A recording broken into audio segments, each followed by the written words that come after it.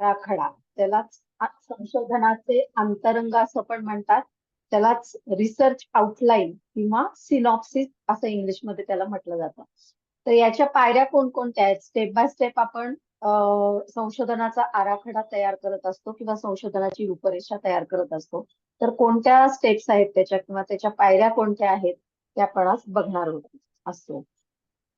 आता संशोधनाच्या विषयापासून संशोधन अहवाल तयार करण्यापर्यंतच्या सर्व गोष्टींचा समावेश या संशोधन रूपरेषेमध्ये केला जातो.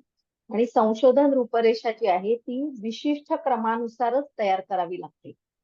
संशोधन रूपरेषेच्या पायऱ्या आपण कोणत्या क्रमानं संशोधन रूपरेषा आखायची त्याप्रमाणे त्याच्या पायऱ्या आपण बघणार आहोत. तर सगळ्यात पहिली पायरी काय आहे? तर सर्वप्रथम संशोधन रूपरेषेमध्ये अध्ययन समस्या ही स्पष्ट केली जाते. म्हणजे आपण कोणत्या समस्येवर संशोधन करणार आहोत किंवा संशोधनाचा विषय काय आहे, तर तो विषय किंवा ती समस्या सर्वप्रथम स्पष्ट केली जाते. त्यानंतर वर्तमान काळात म्हणजे आता आपण जे संशोधन करायचं आहे त्याच्या सीमारेषा स्पष्ट स्वरूपामध्ये निर्धारित करणे. आता सीमारेषा म्हणजे काय? तर एखादा जर विषय असेल की बाबा शालेय विद्यार्थ्यांचा वर आपल्याला जर प्रयोग करायचा असेल, तर शालेय विद्यार्थी म्हटल्यानंतर शालेय विद्यार्थी जगभरात असंख्य आहेत. तर मग आपण किती विद्यार्थ्यांवर संशोधन करणार आहोत आणि ती शाळा कोणत्या शाळेतल्या विद्यार्थ्यांवर आपण संशोधन करणार आहे आणि किती विद्यार्थी त्याच्यामध्ये आपण समाविष्ट करणार आहोत याचा स्पष्ट उल्लेख केला जातो. ही सीमारेषा झाली.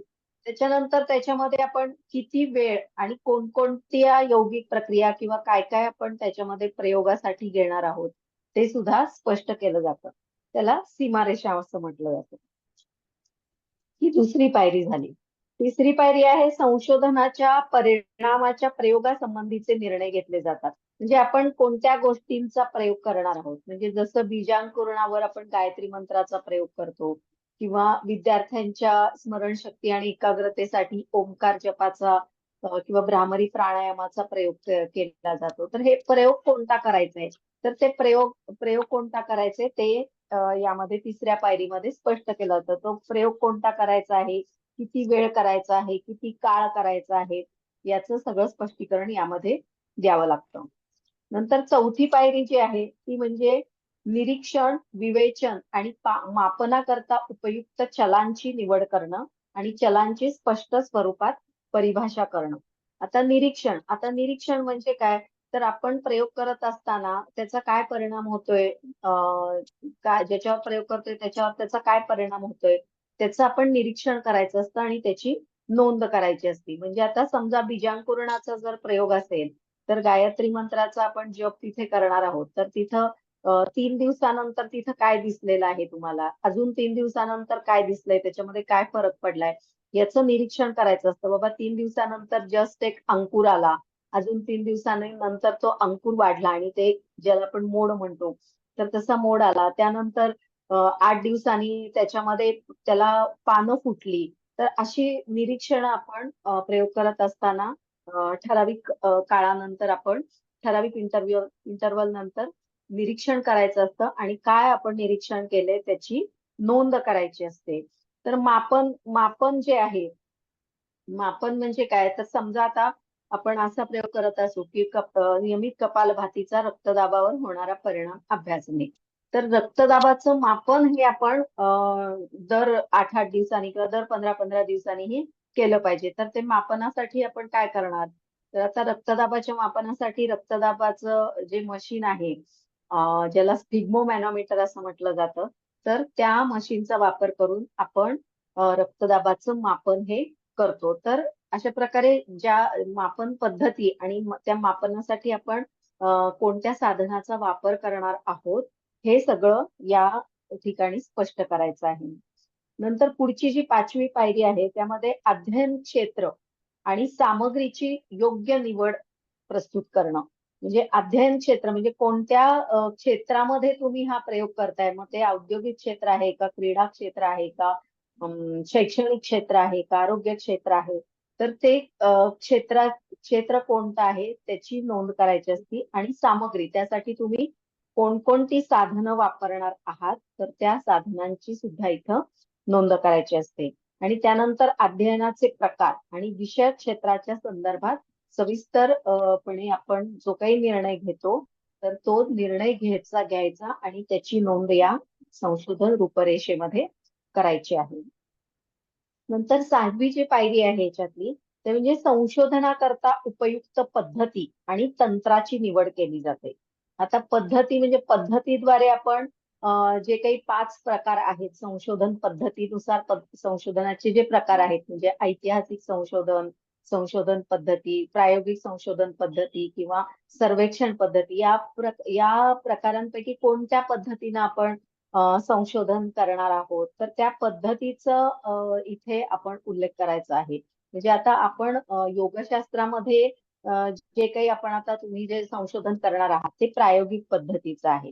तर म्हणून मग संशोधनाकरता इथे आपण प्रायोगिक पद्धत वापरलेली आहे याचा उल्लेख तिथं करायचा आहे. नंतर तंत्राची निवड केली जाते तर कोणत्या तंत्रानुसार तुम्ही हे हे संशोधन करणार आहात किंवा तंत्र म्हणजे काय तर मग तुम्ही ज्या काही लोकांची निवड केलेली आहे प्रयोग करण्यासाठी तर त्याच्यामध्ये तुम्ही मुलाखत पद्धतीनं डाटा कलेक्ट करणार आहात का समोरासमोर बसून प्रश्नोत्तराद्वारे ते निवड करणार आहात का तुम्ही त्यांना एक प्रश्नपत्रिका देणार आणि त्याची उत्तरं त्यामध्ये लिहायला सांगणार म्हणजे ज्याला क्वेश्चनरी असं म्हटलं जातं तर किंवा प्रश्नावली पद्धत म्हटलं जातं. तर यापैकी कोणत्या तंत्राचा वापर तुम्ही इथे करणार आहात तर त्या तंत्राचं स्पष्टीकरण या ठिकाणी तुम्हाला लिहायचं आहे.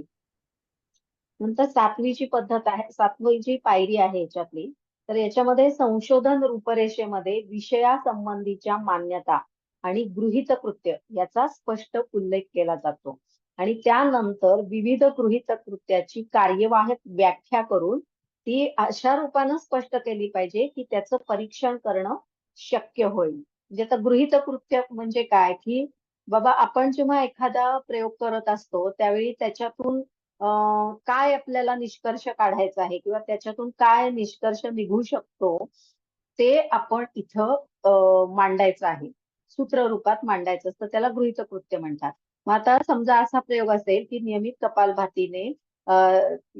कपालभातीचा रक्तदाबावर होणारा परिणाम अभ्यासणे असा जर आपला विषय असेल तर याच्यामध्ये गृहीतकृत्य काय येईल नियमित कपालभाती केल्यामुळे रक्तदाब नियंत्रित राहतो हे एक गृहीतकृत्य झालं. दुसरं गृहीतकृत्य कुठलं की नियमित कपालभाती केल्यानंतर त्याचा रक्तदाबावर काहीही परिणाम झाला नाही. तर ही 2 गृहीतकृत्य आपण मांडतो.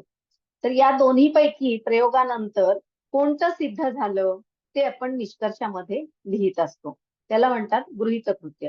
तर आपण गृहीतकृत्य कोणती मांडणार आहोत तर ते गृहीतकृत्याचा इथं उल्लेख करायचा असतो आणि त्याचं गृहीतकृत्य असं पाहिजे की त्याचं परीक्षण करणं शक्य झालं पाहिजे.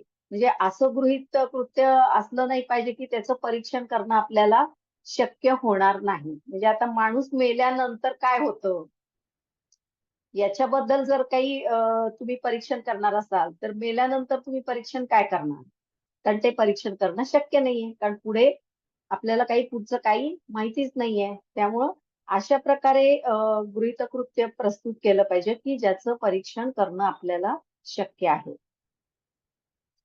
ही झाली 7th स्टेप. नंतर 8th स्टेप जी आहे 8वी पायरी संशोधन रूपरेषेची ती म्हणजे अध्ययनाची प्रभावी उपकरणं आणि साधनांची निवड आणि निर्मिती करणं आणि त्याचं व्यवस्थित परीक्षण करणं.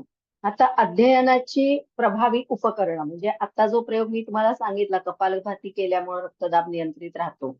तर मग रक्तदाब मोजण्यासाठी आपण कोणतं उपकरण वापरणार? आता रक्तदाब मोजण्यासाठी सुद्धा आपल्याकडं 2-3 प्रकारची उपकरणं आहेत. एक जे आहे ते मर्क्युरीचं असतं, त्याला स्फिग्मोमॅनोमीटर म्हटलं जातं. दुसरं जे असतं ते डिजिटल असतं. त्याच्यामध्ये काही पाऱ्याचा वापर केला जात नाही आणि डिजिटल जे आहे ते इलेक्ट्रिसिटी किंवा सेलवर चालणारं असतं आणि त्याच्यामध्ये डायरेक्ट किती रक्तदाब आहे त्याचा आकडा येतो.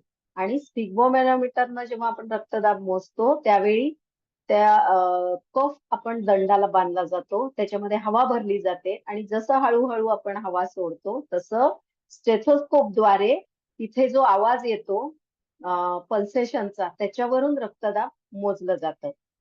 मग तुम्ही यापैकी कोणतं उपकरण वापरणार आहात याचा इथं स्पष्ट उल्लेख केला जातो.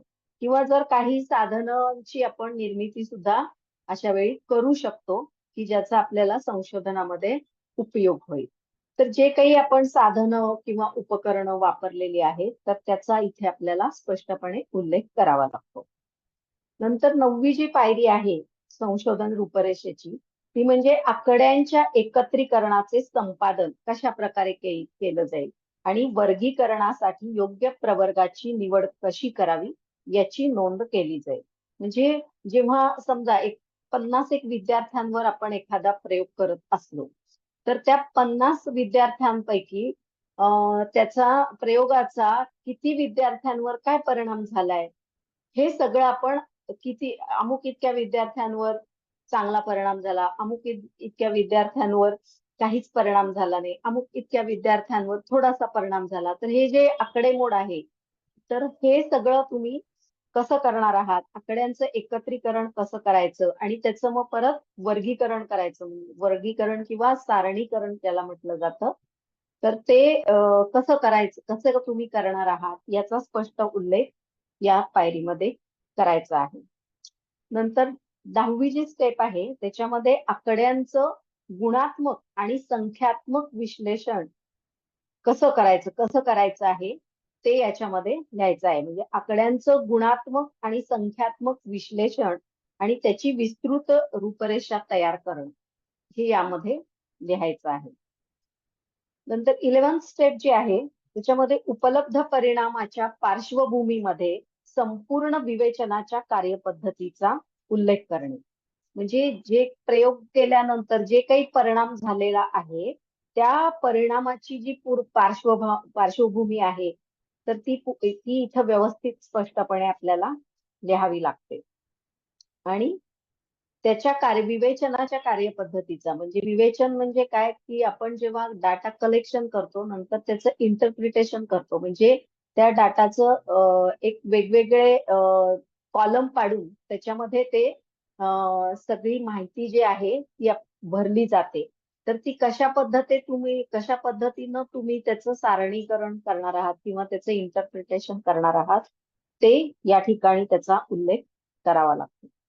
नंतर रूपरेषेमध्ये संशोधन अहवालाचं प्रस्तुतीकरण जे आहे ते प्रस्तुतीकरण कसं करायचं आहे त्याच्या संबंधी निर्णय घेतला जातो.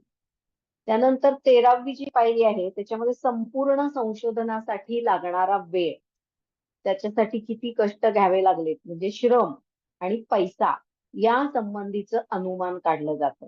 आणि त्याच दरम्यान प्रशासकीय व्यवस्थेची स्थापना आणि विकासाचं अनुमान सुद्धा लावलं जातं. म्हणजे एखादा प्रयोग आपण संशोधनासाठी सुरू केल्यानंतर त्याच्यासाठी आपल्याला किती वेळ लागणार आहे, म्हणजे समजा 3 महिने आपल्याला एखादा प्रयोग करायचा आहे तर ते 3 महिने झाले. त्यानंतर हे संशोधनाची रूपरेषा त्याच्या संबंधीचं विषयाचं अध्ययन वगैरे हे सगळं करण्यासाठी आधीचा 1 महिना, म्हणजे 3 महिने आणि अजून 1 महिना 4 महिने. आणि पूर्ण संशोधन झाल्यानंतर त्याच्यावर जो थिसिस लिहायचा आहे किंवा जो आपण आता लघुशोध निबंध लिहायचा आहे तर त्याच्यासाठी 1 ते 1.5 महिना वेळ लागतो. म्हणजे साधारणपणे 5 ते 6 महिने वेळ हा आपल्याला संशोधनासाठी तुम्ही आता जे संशोधन करणार आहात तर त्यासाठी लागणार आहे. तर आपल्याला हा जो काही वेळ लागणार आहे तर त्या वेळेचा स्पष्टीकरण इथं द्यायचं आहे. नंतर श्रम म्हणजे तुम्हाला हे प्रयोग जो करायचा आहे त्याच्यासाठी किती वेळ लागणार आहे, किती कष्ट करावे लागणार आहेत तर त्याच्या संबंधी आणि एकूण खर्च तुम्हाला साधारणपणे किती येणार आहे याचा अंदाज घेऊन त्याप्रमाणे एक अनुमान या ठिकाणी तुम्हाला स्पष्टपणे नोंद करायचं आहे. नंतर 14वी जी स्टेप आहे त्याच्यामध्ये आवश्यक असल्यास संशोधन आराखड्यामध्ये पूर्व परीक्षण आणि पायलट अध्ययनाची व्यवस्था करणे. म्हणजे यामध्ये पूर्व परीक्षण म्हणजे प्रयोग सुरू करायच्या आधीचं परीक्षण हे तुम्ही कसं करणार आहात त्याचा उल्लेख करायचा आहे. आणि त्याच्यानंतर प्रयोगानंतर किंवा प्रयोग चालू असताना मध्ये मध्ये जे काही तुम्ही परीक्षण करणार आहात तर त्याचं सुद्धा अध्ययन करायचं आहे आणि त्याची इथं स्पष्टपणे नोंद करायची आहे. त्यानंतर संशोधनासंबंधीची संपूर्ण प्रक्रिया, नियम, उपनियम याचा सविस्तरपणे उल्लेख 15व्या पायरीमध्ये करायचा आहे. म्हणजे प्रक्रिया तुम्ही पूर्णपणे कशी करणार आहात तर त्याच्यासाठी तुम्ही कोणते नियम किंवा उपनियम लावणार आहात ते सुद्धा इथं लिहायचं आहे.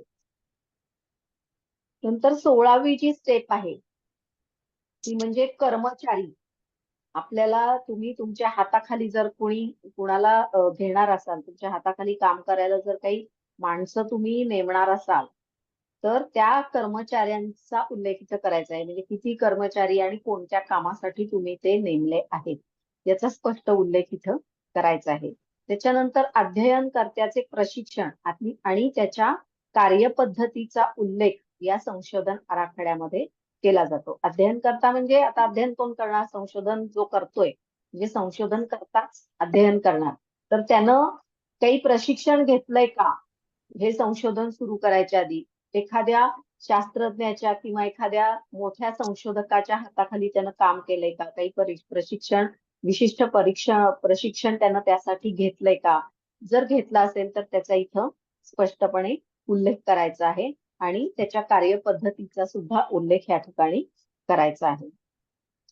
नंतर शेवटची स्टेप म्हणजे संपूर्ण कर्मचारी आणि संशोधनकर्ता हे या दोघांनी आपसामध्ये सामंजस्य ठेवून कार्यपद्धतीच्या नियमांचं पालन करून कोणत्या प्रकारे व्यवस्थित पद्धतीनं कार्य करतील, म्हणजे या दोघांमध्ये सामंजस्य कसं ठेवता येईल आणि कसं संशोधन प्रक्रिया पुढं राबवली जाईल कर्मचाऱ्यांच्या मदतीनं याचा स्पष्ट उल्लेख याचा इथं करायचा आहे. आणि या संबंधीची जी व्यवस्था आहे ती संशोधन रूपरेषेच्या शेवटच्या पायरीमध्ये त्याचा उल्लेख केला जातो. तर या झाल्या संशोधन आराखड्याच्या किंवा संशोधन रूपरेषेच्या पायऱ्या. या एकूण 17 पायऱ्या आहेत. याच्यावर परीक्षेमध्ये बऱ्याच वेळा प्रश्न येऊन गेलेला आहे की संशोधन रूपरेषेच्या किंवा संशोधन आराखड्याच्या पायऱ्या लिहा. तर त्याच्यामध्ये या 17 पायऱ्या लिहायच्या आहेत. तर हे लक्षात ठेवणं तसं काही अवघड नाहीये. तुम्ही एक दोनदा जरी वाचलं तरी ते तुमच्या लक्षात राहील कारण तुम्ही प्रत्यक्ष करणार आहात ना संशोधन पुढे, त्यामुळे ते आपोआप लक्षात राहून जाईल. आता पुढे आपण बघणार आहोत संशोधन प्रक्रियेचे महत्वाचे टप्पे. हे झालं आपण बघितलं ते संशोधन रूपरेषा किंवा संशोधनाचा आराखडा किंवा आउटलाईन. हे आपण संशोधन करण्यापूर्वी ह्याचं प्लॅनिंग आपण सगळं केलेलं आहे. आता प्रत्यक्ष संशोधन प्रक्रिया कशी करायची, प्रत्यक्ष संशोधन प्रक्रियेमध्ये काय काय करायचं आहे आणि कोणकोणत्या स्टेप्सनी करायचं आहे, संशोधन प्रक्रियेतले महत्वाचे टप्पे कोणते आहेत किंवा संशोधनाच्या पायऱ्या किंवा संशोधन प्रक्रिया ही कोणकोणत्या टप्प्याने करायची आहे ते आपण बघूया. तर आता संशोधन प्रक्रिया जेव्हा आपण सुरू करतो त्यावेळी सगळ्यात पहिला महत्वाचा टप्पा कोणता असेल तर समस्या सूत्रण, फॉर्मेशन ऑफ प्रॉब्लेम.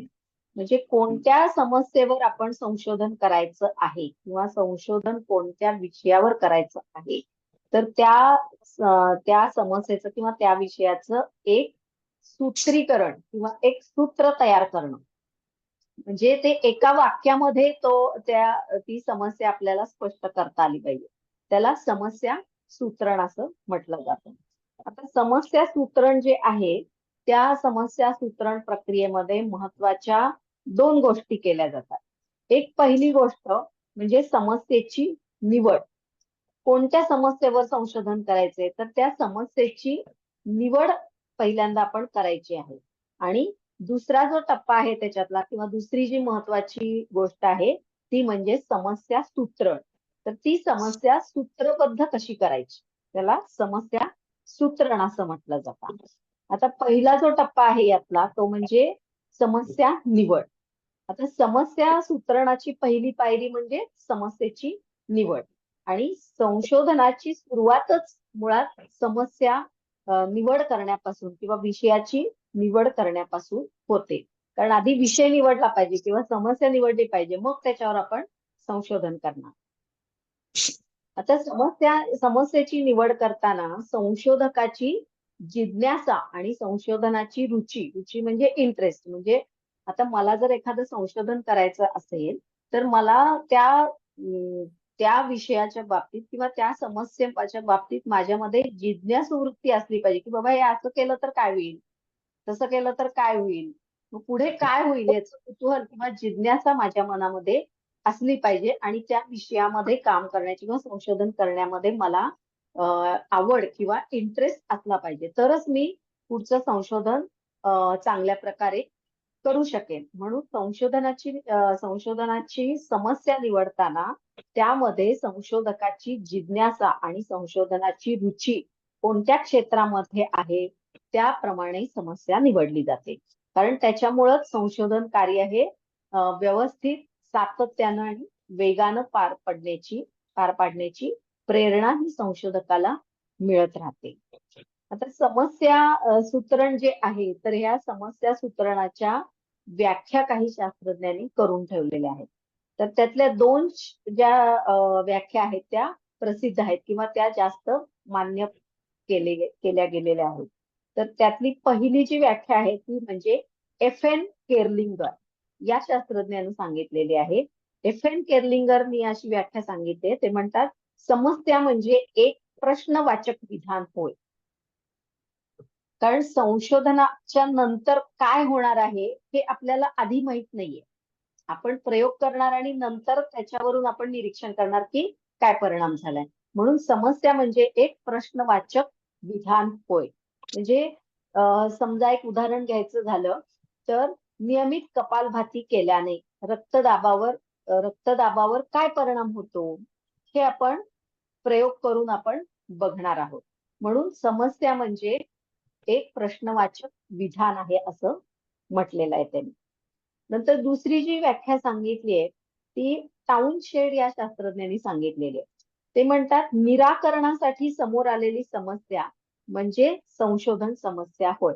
म्हणजे जी सोडवण्यासाठी म्हणून जी समस्या आपल्या समोर आलेली आहे किंवा जी समस्या सोडवण्यासाठी आपण संशोधन करणार आहोत ती समस्या म्हणजे संशोधन समस्या होय, असं टाउनशेड या शास्त्रज्ञांनी सांगितलेलं आहे. नंतर ही झाली समस्या निवड. पहिली जी गोष्ट येते समस्या सूत्रणामध्ये ती म्हणजे समस्या निवड. आणि दुसरी गोष्ट किंवा त्याच्यातला दुसरा टप्पा म्हणजे समस्या सूत्रण. म्हणजे ती समस्या किंवा तो विषय सूत्रबद्ध करणं. आता संशोधनाकरता निवडलेल्या समस्येचं स्पष्टीकरण या समस्या सूत्रणामध्ये केलं जातं. आणि अध्ययन विषयाच्या संबंधित साहित्य, लेख, आकडेवारी इत्यादींचं अध्ययन सुद्धा या ठिकाणी केलं जातं. आता समस्या सूत्रण जे आहे त्याच्यामध्ये एक व्यवस्थित सूत्रबद्धरित्या समस्या सूत्र हे मांडलं जातं. म्हणजे आता कपालभातीचा प्रयोग करायचा आहे तर नियमित कपालभाती केल्यामुळे त्याचा रक्तदाबावर होणारा परिणाम अभ्यासणे, असं एका वाक्यात आपण ते सूत्र मांडतो. किंवा बीजांकुरणावर गायत्री मंत्राचा होणारा परिणाम अभ्यासणे, किंवा यौगिक प्रक्रियांचा सुलभ प्रसूतीसाठी काय फायदा होतो हे अभ्यासणे. अशा प्रकारे एका वाक्यात सूत्रबद्ध रीतीनं तो विषय मांडणं म्हणजे समस्या सूत्रण असतं. आता या समस्या सूत्रणाचं महत्व काय आहे किंवा त्याची वैशिष्ट्य काय आहे, तर विषयाच्या सामग्रीचं संकलन करून त्या समस्येविषयी स्पष्टता येते सूत्रणामुळं. नंतर समस्या सूत्रण करताना संशोधकाला अध्ययन विषयाच्या कोणत्या पैलूला महत्व द्यायचं आहे हे सुद्धा या समस्या सूत्रणामुळं निश्चित केलं जातं किंवा ते निश्चितपणे आपल्याला समजतं.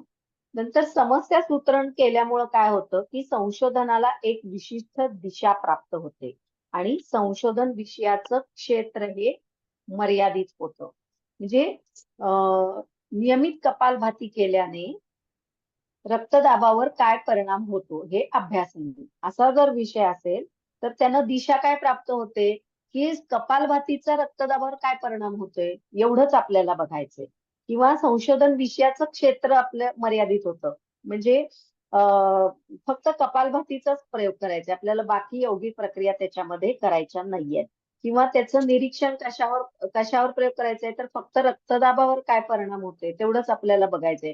बाकी पल्स रेटवर काय परिणाम होते, त्या लोकांच्या शुगरवर काय परिणाम होते हे सगळं काही आपल्याला बघायचं नाहीये. म्हणून समस्या सूत्रण केल्यामुळं संशोधनाला एक विशिष्ट दिशा प्राप्त होते आणि संशोधन विषयाचं जे क्षेत्र आहे ते मर्यादित होतं. आता विषयाची निवड केल्यानंतर त्या विषयाला एक निश्चित रूप देण्यासाठी काही प्रश्न विचारले जातात किंवा काही प्रश्न विचारणं हे आवश्यक असतं. जसं अध्ययनाचं उद्दिष्ट कोणतं, तथ्य संकलन कसं करायचं किंवा तथ्यांचं विश्लेषण हे कशा पद्धतीनं कोणत्या पद्धतीनं करावं इत्यादी सगळ्या प्रश्नांची उत्तरं मिळवण्यासाठी सामान्य विषय क्षेत्राचा विशिष्ट पैलू हा निश्चित केला जातो समस्या सूत्रणामध्ये. म्हणून समस्या सूत्रण करणं हे आवश्यक असतं. अशा रीतीनं सामान्य विषयाचं रूपांतर विशिष्ट समस्येत करणं म्हणजेच समस्या सूत्रण होय. हे झालं समस्या सूत्रणाचे हेतू किंवा उपयोग किंवा महत्व झालं. आता समस्या सूत्रणामध्ये कोणकोणते घटकांचा विचार केला जातो तर संशोधनातलं समस्या सूत्रण हे जर व्यवस्थित असेल तर संशोधन क्षेत्रात पुढे आपल्याला अडचणी निर्माण होत नाही. कारण समस्या सूत्रण करताना आपण त्या विषयाचं क्षेत्र मर्यादित केलेलं असतं. एक संशोधनाची दिशा त्यामुळे आपल्याला मिळाली असते. म्हणून संशोधन कार्यात आपल्याला पुढे त्यामुळं अडचणी फारशा निर्माण होत नाही. आता रॉबर्ट एकॉफ या शास्त्रज्ञानं समस्या सूत्रणातल्या वेगवेगळ्या घटकांची चर्चा केली. तर हे घटक कोणते आहेत तर एक म्हणजे संशोधन उपभोक्ता, रिसर्च कॉन्झ्युमर, संशोधन उपभोक्ता, नंतर उपभोक्त्याची उद्दिष्ट, नंतर उद्दिष्ट पूर्तीची साधनं आणि परिस्थिती. या 4 घटकांचा समस्या सूत्रणामध्ये विचार केला जातो किंवा त्याच्याबद्दल चर्चा केली जाते. तर हे चारही आपण घटक बघूया. पहिला घटक म्हणजे संशोधन उपभोक्ता, रिसर्च कन्झ्युमर. उपभोक्ता म्हणजे ज्याला त्याचा फायदा होणार आहे किंवा त्या संशोधनामुळं त्या संशोधनाचा कुणाकुणाला फायदा होणार आहे, कुणाकुणाला त्याचा उपयोग होणार आहे, त्याचा उपभोग कोण घेणार आहे त्याला संशोधन उपभोक्ता असं म्हटलं जातं. आता जे संशोधन आपण करणार आहे त्याचा उपयोग ज्या व्यक्तीला किंवा ज्या व्यक्तींच्या समूहाला होणार असतो त्याला संशोधन उपभोक्ता असं म्हटलं जातं. आता ह्याचं उदाहरण द्यायचं झालं तर गर्भसंस्कारावर केलेलं जे संशोधन आहे ते गरोदर महिलांना उपयोगी असतं. म्हणून मग त्या संशोधनाचा उपभोक्ता कोण आहे तर गरोदर महिला. किंवा बीजांकुरणाचा जर प्रयोग करायचा असेल तर त्याचा फायदा कुणाला होणार आहे, शेतकरी लोकांना होणार आहे. मग ज्यावेळी बीजांकुरणाचा वर आपण संशोधन करतो त्यावेळी त्याचा संशोधन उपभोक्ता हा शेतकरी वर्ग असतो. किंवा विद्यार्थ्यांवर जेव्हा आपण प्रयोग करतो त्यावेळी त्याचा फायदा कुणाला होणार आहे, विद्यार्थ्यांना होणार आहे. म्हणून विद्यार्थी हे संशोधन उपभोक्ता असतात. म्हणून संशोधनाचं एखाद्या विषयावर जर संशोधन करणार असेल तर संशोधन उपभोक्ता कोण आहे आणि तो उपभोक्ता वर्ग किती मोठा आहे ते त्याच्यावर संशोधनाचं महत्व हे अवलंबून असतं. खूप मोठ्या प्रमाणावर लोकांना जर त्याचा उपयोग होत असेल तर ते संशोधन समाजाला जास्त उपयोगी असतं. नंतर दुसरा जो समस्या सूत्रणातला घटक आहे तो म्हणजे उपभोक्त्याची वैशिष्ट्य, रिसर्च कॉन्झ्युमर ऑब्जेक्टिव्ह. म्हणजे आता जो कोणी संशोधनाचा उपभोक्ता आहे, ज्या व्यक्ती आहेत उपभोक्ता, तर त्यांचं काय उद्दिष्ट आहे, कशासाठी हे संशोधन आपण करतोय, त्यांचं काय उद्दिष्ट आहे किंवा त्यांना काय प्रॉब्लेम आहेत आणि संशोधन केल्यानंतर त्याला त्याचा काय उपयोग होणार आहे. तर हे म्हणजे उपभोक्त्याची वैशिष्ट्य. तर याचा इथं विचार केला जातो. म्हणजे ज्याला संशोधनाचा फायदा होणार असतो तोच संशोधनाची उद्दिष्ट निर्धारित करतो. म्हणजे आता उदाहरणार्थ गर्भसंस्काराचा जर प्रयोग करायचा असेल गरोदर महिलांवर, तर त्याचा उपभोक्ता वर्ग कोणता आहे? तर त्या गरोदर महिला आणि त्यांच्या पोटात असलेलं बाळ हे सुद्धा उपभोक्ता आहे ना.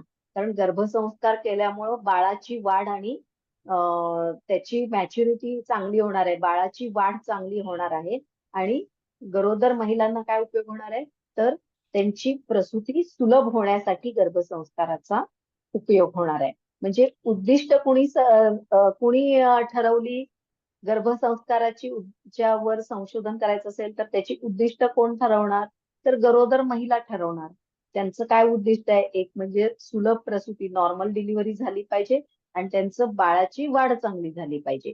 म्हणून उपभोक्त्याची उद्दिष्ट जी आहेत त्याचा या ठिकाणी विचार केला जातो.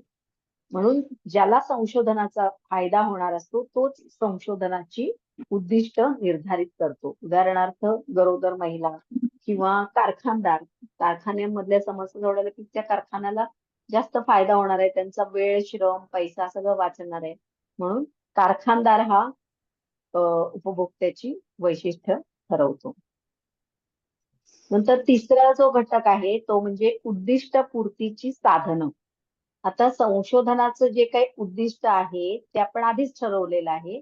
तर ती संशोधनाची उद्दिष्ट साध्य करण्यासाठी म्हणून वेगवेगळ्या प्रकारच्या साधनांचा उपयोग केला जातो. आणि उद्दिष्ट पूर्तीची ही जी साधनं आहेत ती भौतिक वस्तू आहेत किंवा काही कल्पना असू शकतात किंवा काही संकल्पना असू शकतात. म्हणजे फक्त उपकरणं म्हणजेच साधनं असं नाही म्हणू शकत आपण. तर उद्दिष्टपूर्तीची साधनं ही भौतिक वस्तू, काही कल्पना किंवा संकल्पना, काही सिद्धांत हे सगळं असू शकतं. आणि एकमेकांना पर्यायी अशी साधनं निश्चित करणं ही बाब समस्येच्या सूत्रणासाठी आवश्यक असते. नंतर चौथा जो घटक आहे समस्या सूत्रणामधला तो म्हणजे परिस्थिती. आता संशोधन समस्येला विशिष्ट परिस्थितीचा संदर्भ असणं आवश्यक आहे. म्हणजे त्या परिस्थितीत समजा बदल झाला तर समस्या निर्माण होते का? किंवा समस्येचं निराकरण करू शकतात का? किंवा एखादी समस्या ही विशिष्ट परिस्थितीतच जाणवते का? का ती समस्या कायमस्वरूपी असते? का ती फक्त विशिष्ट स्वरूपामध्येच ती समस्या निर्माण होतीये? तर अशा परिस्थितीचा विचार केला जातो किंवा वेगवेगळ्या प्रकारच्या परिस्थितीमध्ये देखील ती समस्या जाणवते का? किंवा वेगवेगळ्या परिस्थितीमध्ये त्या समस्येचं स्वरूप हे कमी तीव्र किंवा जास्त तीव्र होतंय का? तर याचा सुद्धा विचार इथं केला जातो. आता या प्रश्नाविषयी संशोधकाला विचार करणं आवश्यक असतं. म्हणजे समस्या कोणत्या परिस्थितीत उद्भवते, कोणत्या परिस्थितीत ती वाढते, कोणत्या परिस्थितीत ती कमी होते. या सगळ्या परिस्थितीचा विचार करणं संशोधकांना आवश्यक असतं. नंतर संशोधनकर्त्याला संशोधन समस्या ही विशिष्ट परिस्थितीशी आणि अनेक परिस्थितीशी संबंधित आहे या संबंधीचा विचार हा आपल्याला करावा लागतो आणि त्याप्रमाणे पुढचा आपल्याला निर्णय हा घ्यावा लागतो. आता हे झालं समस्या सूत्रणातले घटक झाले किंवा कोणकोणत्या गोष्टींचा किंवा कोणकोणत्या घटकांचा विचार आपल्याला समस्या सूत्रणामध्ये करायचा आहे ते आपण बघितलं. आता प्रत्यक्ष समस्या सूत्रण कसं करायचं? प्रत्यक्ष समस्या सूत्रणाची प्रक्रिया कशी करायची? तर त्याच्यामध्ये आधी प्रारंभिक प्रश्न कोणता आहे ते पाहायचं आहे. प्रारंभिक प्रश्न म्हणजे समस्या सूत्रण प्रक्रियेची सुरुवात ही प्रारंभिक प्रश्नापासून होते आणि हे जे प्रश्न आहेत ते आव्हानात्मक असतात आणि संशोधकाला अडचण निर्माण करणारे काही प्रश्न असतात आणि त्या अडचणी सोडवत असताना समस्या सूत्रणाची प्रक्रिया घडत असते. म्हणजे आता उदाहरण जर द्यायचं झालं तर समजा नियमित कपालभाती जर केली तर रक्तदाब नियंत्रित होईल का? असा प्रश्न पहिल्यांदा संशोधकाच्या डोक्यात आधी असा प्रश्न यायला पाहिजे की नियमित कपालभाती केली तर त्याचा रक्तदाबावर काही परिणाम होईल का? तर हा झाला प्रारंभिक प्रश्न. तर हा प्रारंभिक प्रश्न जो आहे, जो आपल्या संशोधकाच्या डोक्यामध्ये प्रथम येतो आणि त्याच्यावर नंतर तो संशोधन करतो, त्याला प्रारंभिक प्रश्न असं म्हटलं जातं. किंवा अजून एक उदाहरण द्यायचं झालं तर नियमितपणे कपालभाती केल्याने दिवसभर ताजेतवाने वाटते. मग पहिल्यांदा प्रश्न असा निर्माण होतो की दिवसभर जर ताजतवानं राहायचं असेल तर काय केलं पाहिजे? मग कपालभाती केलं तर होईल का? कपालभाती जर केली तर त्यामुळे दिवसभर ताजतवानं वाटेल का? असे जे काही प्रश्न सुरुवातीला निर्माण होतात तर त्याला प्रारंभिक प्रश्न असं म्हटलं जातं. मग त्याच्यातून अजून अनेक प्रश्न निर्माण होतात. मग रोज किती वेळ कपालभाती करायला पाहिजे? मग कपालभातीची किती आवर्तनं करायला पाहिजे? किंवा कोणत्या वयोगटातील लोकांनी कपालभाती करायला पाहिजे? आणि ती कधी करायला पाहिजे? सकाळी करायला पाहिजे का दुपारी पाहिजे करायला पाहिजे का रात्री करायला पाहिजे? जेवायच्या आधी करायला पाहिजे रिकाम्या पोटी का जेवणानंतर करायला पाहिजे? तर असे अनेक प्रश्न निर्माण होतात आणि या सगळ्या प्रश्नांपासूनच समस्या सूत्रणाची जी प्रक्रिया आहे त्याला सुरुवात होते. आता दुसरा जो टप्पा आहे समस्या सूत्रणातला तो म्हणजे प्रश्नाबाबतचं युक्तिनिष्ठ समर्थन. प्रश्न निर्माण होतात त्याची आपण उत्तरं सुद्धा शोधून काढतो. तर ही जी उत्तर आहेत त्यालाच आपण युक्तिनिष्ठ समर्थन असं म्हटलं जातं.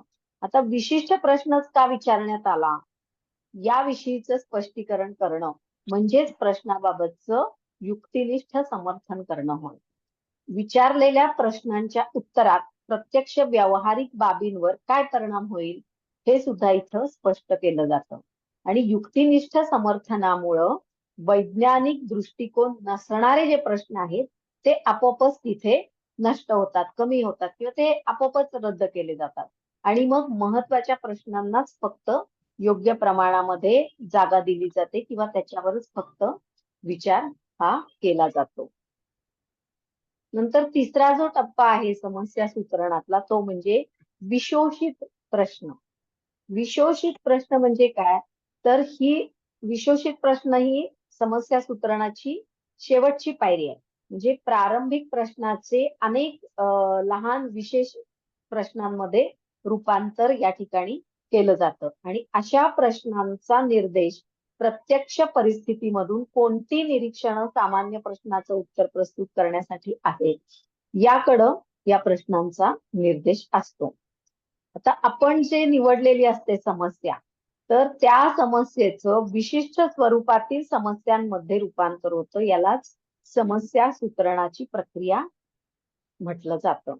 म्हणजे पहिल्यांदा प्रश्न आपण एक आपल्या डोक्यात आला संशोधनासाठी तो म्हणजे नियमित कपालभाती केल्याने रक्तदाबावर त्याचा काय परिणाम होतो?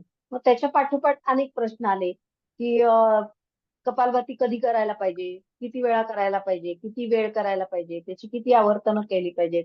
हे सगळे जे प्रारंभिक प्रश्न आहेत या प्रश्नांचे युक्तिनिष्ठ समर्थन करताना त्यातले निरर्थक किंवा निरुपयोगी प्रश्न आहेत ते आपोआपच निघून जातात आणि एकच फक्त प्रश्न शिल्लक उरतो ज्याचं आपण समस्या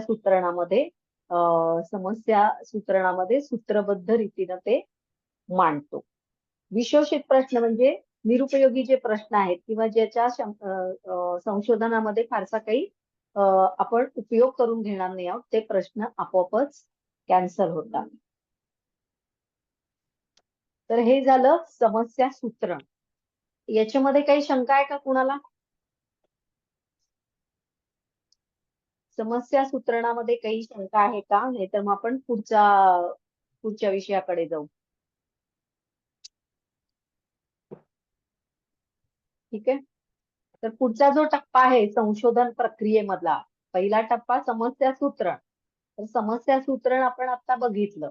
आता पुढचा जो टप्पा आहे किंवा पुढची जी पायरी आहे संशोधन प्रक्रियेतली ती म्हणजे साहित्य समीक्षण, रिव्ह्यू ऑफ लिटरेचर. आता साहित्य समीक्षणालाच संबंधित साहित्याचा आढावा किंवा उपलब्ध साहित्याचा पूर्वाभ्यास किंवा रिव्ह्यू ऑफ प्रिव्हियस लिटरेचर असं म्हटलं जातं. म्हणजे प्रश्न ह्याच्यावर परीक्षेत विचारताना यापैकी काहीही शब्द प्रयोग वापरले जातात. म्हणजे साहित्य समीक्षण स्पष्ट करा असं लिहिलं जातं, किंवा संबंधित साहित्याचा आढावा कसा घेतला जातो, किंवा उपलब्ध साहित्याचा पूर्वाभ्यास म्हणजे काय, किंवा रिव्ह्यू ऑफ प्रिव्हियस लिटरेचर हे अध्ययन कसे करावे. तर अशा प्रकारे वेगवेगळे प्रश्न विचारले जातात, पण त्या सगळ्याचा अर्थ एकच आहे, म्हणजे संबंधित साहित्याचा आढावा, उपलब्ध साहित्याचा पूर्वाभ्यास, साहित्य समीक्षण, रिव्ह्यू ऑफ प्रिव्हियस लिटरेचर, हे सगळे एकाच अर्थाचे शब्द आहेत. त्यामुळे कोणताही शब्द वापरला तरी उत्तर त्याचं एकच असणार आहे. त्यामुळे समानार्थी शब्द तुम्ही लक्षात ठेवा, कारण यामध्ये समानार्थी शब्द बरेच असतात. त्यामुळे वेगळा शब्द आला प्रश्नामध्ये तर गोंधळून जायला होतं. पण तुम्हाला जर माहिती असतं, की माहिती जर असेल की संबंधित साहित्याचा आढावा म्हणजे साहित्य समीक्षण, हे जर माहिती असेल तर तुमचा गोंधळ होणार नाही, तुम्ही बरोबर उत्तर लिहू शकाल. आता साहित्य समीक्षण करताना दोन गोष्टी विचारात घेतल्या जातात. एक म्हणजे साहित्य समीक्षण का करायचं, आणि दुसरं म्हणजे साहित्य समीक्षण कसं करायचं.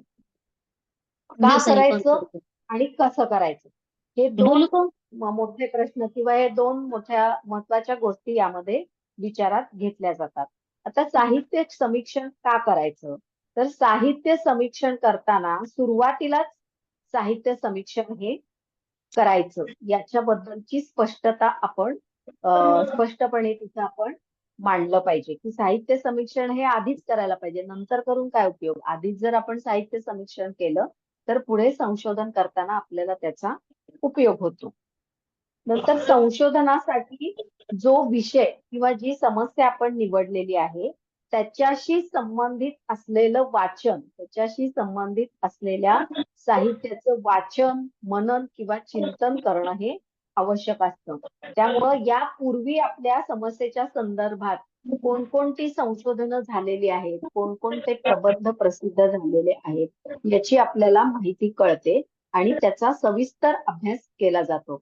त्यामुळं मग त्यावेळी काय संशोधनामध्ये अडचणी आल्या होत्या आणि त्या अडचणी कशा सोडवल्या गेल्या, किंवा पुढे अशा अडचणी आल्या तर त्या येऊ नयेत यासाठी काय करायचं, किंवा जर तशा अडचणी आल्या तर त्या कशा पद्धतीनं सोडवायला पाहिजेत याचा आपण आधीच विचार करतो आणि आधीच त्याचं प्लॅनिंग हे करतो. म्हणून साहित्य समीक्षण हे संशोधनाच्या आधी करावं लागतं. नंतर आपल्या संशोधन कार्याची दिशा त्याच्यामुळे निश्चित होते आणि आपल्या संशोधन कार्याला साहित्य समीक्षणामुळे उत्तम मार्गदर्शन मिळतं. आपल्या साहित्य संशोधन विषयातील विविध संकल्पना या स्पष्ट होत असतात. आधी आपण जर हे साहित्याचा आढावा घेतला तर, आणि त्यामुळं आपलं संशोधन कार्य हे गतिमान होतं, म्हणजे वेगानं आपण त्या संशोधन कार्यामध्ये पुढे जाऊ शकतो. नंतर संशोधन कार्यात भविष्यात कोणकोणत्या अडचणी येऊ शकतात हे आधीच्या संशोधकांच्या संशोधनावरून किंवा त्यांचे थिसिस वाचल्यानंतर त्यांच्या अनुभवावरून आपल्याला कळतं, आणि मग त्या अडचणींना कसं तोंड द्यायचं हे सुद्धा आपल्या लक्षात येतं, आणि त्याप्रमाणे प्लॅनिंग आपण आधीच करू शकतो, किंवा त्या अडचणी येऊ नयेत यासाठी आपण आधीच विचार करू शकतो. यानंतर संशोधन विषयात यापूर्वी झालेल्या शोधकार्यात नवीन संशोधन करायला किती वाव आहे हे सुद्धा आपल्याला कळतं. म्हणजे पूर्वी एखाद्या विषयावर जर संशोधन केलं असेल तर त्याच्यावर पुढे अजून काय नवीन संशोधन करता येईल याचा सुद्धा आपण विचार या साहित्याचा आढावा घेतल्यानंतर करू शकतो. मग हे साहित्य समीक्षणासाठी तुम्ही जो काही संशोधनाचा विषय घेतलेला आहे त्या विषयाशी संबंधित ग्रंथ, त्या विषयाशी संबंधित काही पुस्तकं याचं आपण वाचन करायला पाहिजे. त्यानंतर त्याच्यावर काही वर्तमानपत्रामध्ये लेख आले असतील किंवा मासिकांमध्ये लेख आले असतील तर ते वाचायला पाहिजे.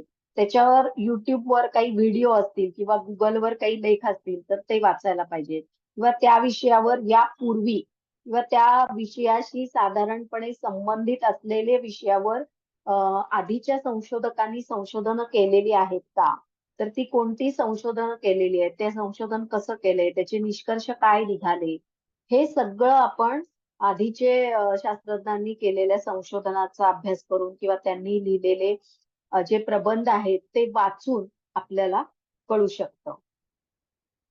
म्हणून समस्या सूत्रण केल्यानंतर दुसरा टप्पा म्हणजे साहित्य समीक्षण. मग त्या समस्येशी संबंधित सर्व काही आपण वाचायचं आहे किंवा त्याच्यावर आपण मनन चिंतन हे करायचं आहे. त्याचा आपल्याला पुढे उपयोग होतो. आता हे झालं एक टप्पा, साहित्य समीक्षण का करायचं. आता साहित्य समीक्षण कसं करायचं ते आपण बघूया. तर साहित्य समीक्षण करण्यासाठी आपल्याला उपलब्ध साहित्य जे आहे ते आपल्याला आधी आणावं लागेल. मग पुस्तकं, ग्रंथ आपल्याला ती आधी आणावी लागतील. मग ती आपल्याला लायब्ररीत जाऊन आणावी लागतील किंवा काही विकत सुद्धा आणावी लागतील. एकदा का साहित्य समीक्षण काय काय करायचंय हे एकदा स्पष्ट आपल्याला झालं की मग ते कसं करायचं ही प्रक्रिया सोपी होते. आता पहिल्यांदा म्हणजे साहित्य जमवणं, कलेक्शन ऑफ लिटरेचर. साहित्य जमवायचं कसं, तर आपल्या संशोधन विषयाशी निगडीत जास्तीत जास्त पुस्तकं आपण ग्रंथालयात जाऊन आणू शकतो आणि मग त्याचं आपण वाचन करायचं. मग त्याच्यासाठी ग्रंथालयामध्ये ग्रंथ आहेत, विविध मासिकं आहेत, वर्तमानपत्र आहेत, शोध प्रबंध आहेत. हे सगळं आवश्यक ते मटेरियल आपण ग्रंथालयामधून किंवा इतर कुठल्याही ठिकाणाहून गोळा करायचे. आणि संशोधनाचे सुरुवातीचे काही दिवस हे केवळ साहित्याची जमवाजमव करण्यासाठी काही दिवस हे आपण द्यायचे आहेत. आणि त्याच्यानंतर मग त्या साहित्याचं वाचन करायचं, त्याच्यावर विचार करायचा, त्याच्यावर चिंतन करायचं आणि मग आपल्या संशोधनामध्ये आपण काय करायचं, त्याचा कसा उपयोग करून घ्यायचा ते ठरवायचंय. मग जमवलेलं जे साहित्य आहे, ग्रंथ, मासिकं, वर्तमानपत्र, या सगळ्याचं एकाग्रतेनं शांत चित्तानं वाचन करायचे, मनन करायचे आणि त्यामुळं संशोधनाचा मार्ग आपल्याला स्पष्ट होतो आणि आपल्या संशोधनामध्ये आपल्याला चांगल्या प्रकारे मार्गदर्शन मिळतं. नंतर दुसरं म्हणजे वाचल्यानंतर काय करायचं, तर वाचलेल्या साहित्याचं टिपणं काढायची. म्हणजे त्याच्यातून काही महत्वाचे मुद्दे आपण लिहून काढायचे आहेत किंवा ते कुठेतरी नोंद करून ठेवायचे. आवश्यक असणारे महत्वाचे मुद्दे जे आहेत ते टिपण वहीमध्ये आपण नोंद करायचे आहेत. मग ते ग्रंथ, प्रकरण, कोणत्या प्रकरणामध्ये ते मुद्दे आहेत, ते प्रकरण आणि ते पेज नंबर हे सुद्धा सगळं आपण तिथं लिहून ठेवायचं आहे. नंतर चौथा टप्पा म्हणजे गुगल सर्च. आता गुगल सर्च हा मुद्दा पूर्वी नव्हता, पण आता आपण ते करू शकतो. म्हणजे गुगल सर्च करायचं म्हणजे काय, तर संबंधित संशोधन विषयी इंटरनेटवर काय काय माहिती आहे ती आपण बघायची आहे. आणि मग त्यातले महत्वाचे जे मुद्दे आहेत किंवा महत्वाची जी माहिती आहे ते आपण कुठेतरी नोंद करून ठेवायचे किंवा त्याच्यावर नोट्स काढायचे. किंवा यापूर्वी त्या विषयावर जर काही संशोधन झालं असेल तर त्याच्या शोध पत्रिका ज्या आहेत त्या गुगलवर अवेलेबल असतात. त्याच्यासाठी शोधगंगा नावाची एक वेबसाईट आहे गुगलवर. तर ते शोधगंगामध्ये आपण आपल्याला बरेच संशोधन किंवा त्याच्यावरच्या शोधपत्रिका किंवा प्रबंध लिहिलेले आपल्याला दिसून येतात. आपण त्यांचा अभ्यास करू शकतो. आणि अशा प्रकारे संशोधन समीक्षणामुळं संशोधनाला एक विशिष्ट प्रकारची दिशा मिळते आणि संशोधन कार्य हे गतिमान होत असतं. ठीक आहे. संशोधन याच्यामध्ये अजून काही कुठला मुद्दा राहिलाय का? तुम्हाला वेगळा काही मुद्दा सुचवायचा आहे का की ज्याच्यामध्ये मधून आपल्याला माहिती मिळू शकते? युट्यूब आहे, गुगल सर्च आहे, ग्रंथालयामध्ये जाऊन आपण पूर्वीचे ग्रंथ, पुस्तकं, मासिकं, वर्तमानपत्र या सगळ्यातून आपल्याला त्या विषयाची माहिती मिळू शकते. याच्या व्यतिरिक्त अजून काही साधन आहे का की ज्याच्यामधून आपल्याला माहिती मिळू शकते? माहिती आहे का कुणाला?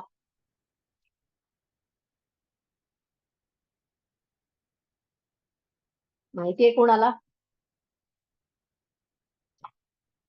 असेल तर सांगा, म्हणजे मला माझ्या ज्ञानात भर पडेल. ठीक आहे. तर पुढची जी पायरी आहे, संशोधन प्रक्रियेची पुढची जी पायरी आहे ती म्हणजे गृहीतक किंवा गृहीतक कृत्य किंवा त्यालाच परिकल्पना, प्राकल्पना किंवा उपकल्पना असं म्हटलं जातं.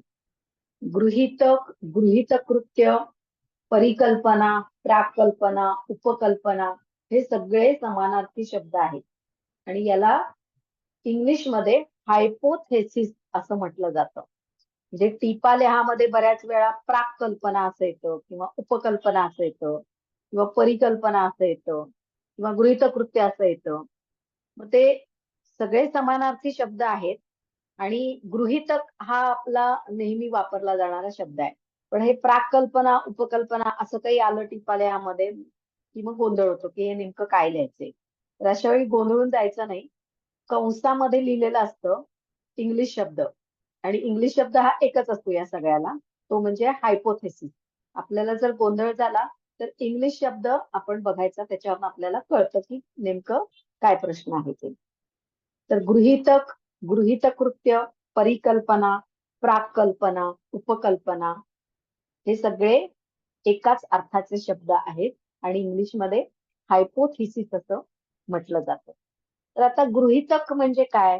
तर संशोधन समस्येबाबत संशोधनकर्त्याला प्राथमिक स्वरूपाचं काही ज्ञान आणि अनुभव असतात आणि संशोधन समस्येच्या संदर्भात अनुमान हे विधानाच्या स्वरूपात मांडले जातात. त्यामुळं संशोधनात संशोधकाचं लक्ष हे निश्चित आणि आवश्यक त्या मुद्द्यावरच केंद्रित केलं जातं. म्हणजे आपण जे संशोधन करतोय तर त्या संशोधनाबद्दल काहीतरी प्राथमिक ज्ञान किंवा प्राथमिक अनुभव हा संशोधनकर्त्याला असतो आणि मग जे काही अनुमान काढायचंय आपल्याला तर ते विधानाच्या स्वरूपात किंवा एक वाक्याच्या स्वरूपात आपण ते मांडतो, त्यालाच गृहीतक असं म्हणतात. म्हणजे उदाहरणार्थ नियमित कपालभाती केल्याने रक्तदाब नियंत्रित होतो. हे एक झालं सकारात्मक गृहीतक. आणि दुसरं, नियमित कपालभाती केल्याने रक्तदाबावर काहीही परिणाम होत नाही.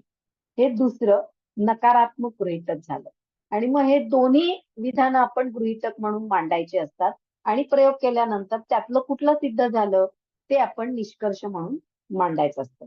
म्हणजे आपल्याला काय अनुमान काढायचंय किंवा काय अनुमान निघू शकतं हे एका विधानाच्या स्वरूपात मांडणं म्हणजेच त्या विधानाला गृहीतक असं म्हटलं जातं. आणि गृहीतकामुळं काय होतं तर संशोधकाचं लक्ष निश्चित किंवा आवश्यक त्या मुद्द्यावरच केंद्रित केलं जातं, तो भरकटत जात नाही. संशोधनाला एक निश्चित अशी दिशा त्यामुळं प्राप्त होते आणि या संभाव्य उत्तरे किंवा अनुमानालाच, संभाव्य उत्तराला किंवा त्या अनुमानालाच गृहीतकृत्य किंवा उपकल्पना किंवा परिकल्पना किंवा गृहीतक असं म्हटलं जातं.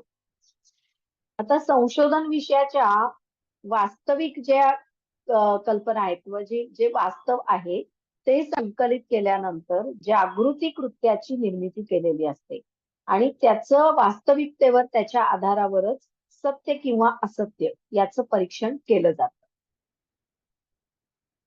म्हणजे प्रयोग करून मग आपण बघतो की जे कोणतं गृहीतक सिद्ध झालंय.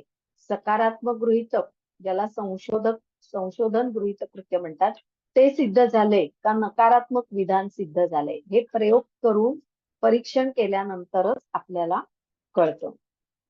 आता वेगवेगळ्या शास्त्रज्ञांनी गृहीतक कृत्याच्या सुद्धा वेगवेगळ्या व्याख्या या केलेल्या आहेत.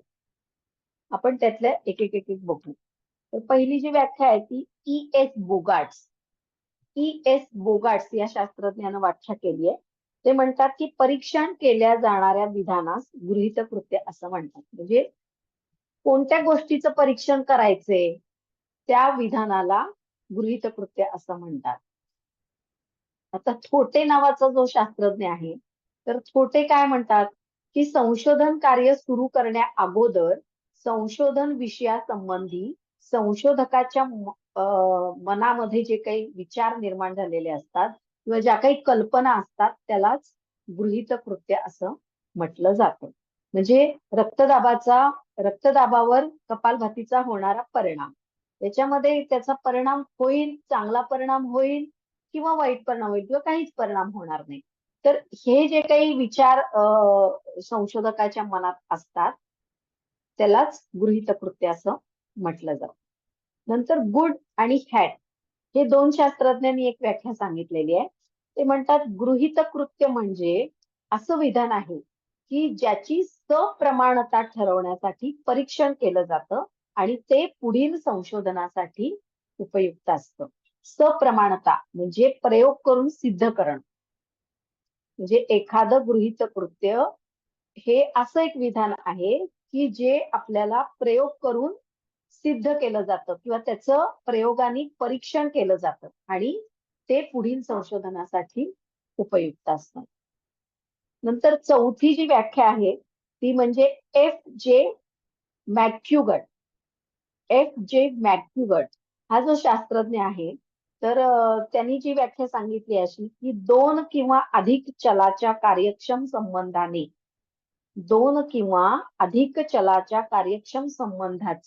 परीक्षण योग्य विधान म्हणजेच गृहीत कृत्य होय. दोन किंवा अधिक चलाच्या कार्यक्षम संबंधाचे परीक्षण योग्य विधान म्हणजेच गृहीत कृत्य होय. उदाहरणार्थ ओंकार जपाचा विद्यार्थ्यांच्या एकाग्रतेवर होणारा परिणाम अभ्यासणे असा जर आपला विषय असेल तर त्याच्यामध्ये गृहीत कृत्य काय असतं की ओंकार जपाने विद्यार्थ्यांची एकाग्रता वाढते किंवा काही विद्यार्थ्यांची एकाग्रता वाढते किंवा काही विद्यार्थ्यांची एकाग्रता वाढत नाही किंवा कोणावरच त्याचा काहीच परिणाम होत नाही. यापैकी काहीही संशोधनानंतर आपल्याला दिसू शकतं.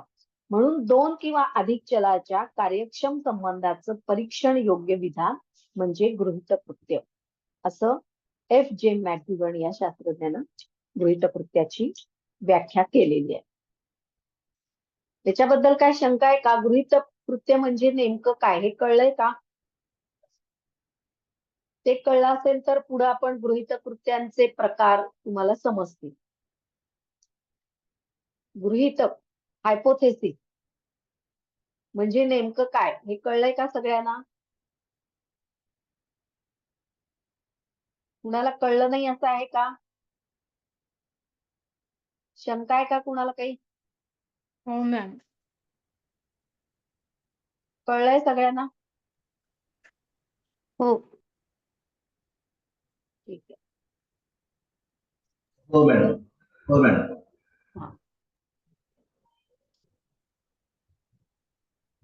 तर याच्यानंतर गृहीत कृत्यांचे प्रकार आहेत. म्हणजे अनेक शास्त्रज्ञांनी किंवा विद्वानांनी गृहीत कृत्याचे विविध प्रकार सांगितलेले आहेत आणि त्यामुळं गृहीत कृत्याच्या प्रकाराबाबत मतभेद आहेत. तरी सुद्धा सामान्यपणे मुख्य दोन प्रकार हे गृहीत कृत्यांचे नेहमी अभ्यासले जातात. एक म्हणजे संशोधनात्मक गृहीतक ज्याला रिसर्च हायपोथेसिस असं म्हटलं जातं आणि दुसरं म्हणजे शून्य गृहीतक. रिसर्च हायपोथेसिस आणि शून्य गृहीतक असे दोन प्रकार गृहीत कृत्याचे सांगितले जातात. तर गृहीत कृत्याचे जे प्रकार आहेत त्यात आता 2च मिनिटं उरलेली आहेत आपल्याला. तर गृहीत कृत्यांचे जे प्रकार आहेत ते जरा व्यवस्थित तुम्हाला समजणं आवश्यक आहे. कारण ते गृहीत कृत्य तुम्हाला तुमच्या संशोधनामध्ये किंवा तुमच्या प्रबंधामध्ये हे तुम्हाला लिहायचं असतं. त्यामुळे ते प्रकार आपण पुढच्या लेक्चरला बघूया. ठीक आहे, कारण आता जर सुरू केलं तर ते अर्धवट राहील. त्यापेक्षा आपण गृहीत कृत्यांचे प्रकार हा टॉपिक पुढच्या लेक्चरला बघूया. गृहीत कृत्याबद्दल समजलं नाही असं काही आहे का? आणि गृहीतक आणि परिकल्पना किंवा चल्य हे एकच आहे का? हा एकच आहे. मी तेच सांगते तुम्हाला. समानार्थी शब्द बरेच असतात ते लक्षात ठेवायला पाहिजे तुम्ही, नाहीतर तुमच्या लक्षात येणार नाही परीक्षेमध्ये की इथं काय लिहायचंय. गृहीत कृत्य म्हणजेच गृहीतक कारण हे सिलेबस मध्ये म्हणजेच तिसऱ्या परिकल्पना. मॉड्यूल मध्ये आले ते. काय म्हणला? आणि चले पण म्हटलंय त्याला. चल नाही म्हणलं. तिसऱ्या मॉड्यूल मध्ये आले ना हा नाही नाही. गृहीतक कृत्य, परिकल्पना, प्राकल्पना आणि उपकल्पना हे सगळे समानार्थी शब्द आहेत. चल नाही. चल वेगळं. चल वेगळं. चल हा वेगळं आहे. चल वेगळं आहे. फक्त हे मात्र समानार्थी शब्द आहेत. गृहीत कृत्य, परिकल्पना, प्राकल्पना आणि उपकल्पना. परीक्षेत जर लक्षात नाही आलं तर आपण कंसात तिथे इंग्लिश शब्द लिहिलेला असतो तो लक्षात ठेवायचा. हायपोथेसिस. हायपोथेसिस म्हणलं की गृहीतकाबद्दल लिहायचं. त्यामुळे कारण तुमचा जो क्वेश्चन पेपर असतो त्याच्या तो मराठीत पण क्वेश्चन असतात आणि इंग्लिशमध्ये पण क्वेश्चन दिलेले असतात. तर मराठीत एकाला बरेच समानार्थी शब्द आहेत, पण इंग्लिश शब्द हा एकच असतो. त्यामुळे तुम्ही इंग्लिश शब्द पण लक्षात ठेवा, म्हणजे तुम्हाला ते सोपं जाईल कळायला. आजचं कुठलं मॉड्यूल होतं मॅडम? तिसऱ्या मॉड्यूल मध्ये. हा? हे तिसऱ्या मॉड्यूल मध्ये. मॉडेल हा तिसऱ्या मॉडेल मध्ये असेल. तिसऱ्या मॉडेल मध्ये. तिसऱ्या Module मॉड्यूल number मध्ये आहे. हा तिसऱ्या मॉड्यूल मध्ये आहे. पण पेपर तुम्हाला एकच असणार आहे. सगळे मॉड्यूल्स ना एकाच पेपर मध्ये असणार आहे. रिसर्च मेथॉडॉलॉजी हा एकच पेपर असणार आहे. ठीक आहे. ओके. पुढच्या लेक्चरला त्याच्यामध्ये आपण जे हे बघूया त्याची प्रकार. एक हा. बोला काय काय विचारायचं. याच्यामध्ये जे हे 1 ते 12 घटक जे दिलेले आहेत ह्या सिलेबस मध्ये पूर्ण आहेत का आपल्याला ह्या पहिल्याच वर्षामध्ये, पहिल्या सेमिस्टरला? हो. पूर्ण रिसर्च मेथॉडॉलॉजी हा सब्जेक्ट पूर्णपणे फर्स्ट सेमिस्टरलाच आहे. सेकंड सेमिस्टर पासून तुम्हाला प्रत्यक्ष संशोधन करायला सुरुवात करायची आहे. सेकंड सेमिस्टर पासून तुम्हाला प्रत्यक्ष संशोधन करायचं आहे, म्हणूनच हा विषय फर्स्ट सेमिस्टरला ठेवलेला आहे. म्हणजे फर्स्ट सेमिस्टरला तुम्ही संशोधनाची प्रक्रिया शिकायची आहे, समजून घ्यायची आहे आणि त्याचं प्रॅक्टिकल प्रत्यक्ष संशोधन हे सेकंड सेमिस्टर पासून सुरू करायचं आहे. ठीक आहे. तुम्हाला त्याला वेळ मिळावा म्हणून हे फर्स्ट सेमिस्टरला ठेवलंय. म्हणजे पुढच्या 3 सेमिस्टर मध्ये तुम्ही ते करू शकाल. कारण जोपर्यंत तुम्ही थिसिस लिहित नाही किंवा सबमिट करत नाही तोपर्यंत तुम्हाला MA योगशास्त्र ही डिग्री मिळू शकत नाही. त्यामुळे ते कंपल्सरीच आहे. ठीक आहे. ठीक आहे. मी आता लिव्ह करते. ओके. आपण पुढच्या लेक्चरला पुढचे टॉपिक बघू. ओके.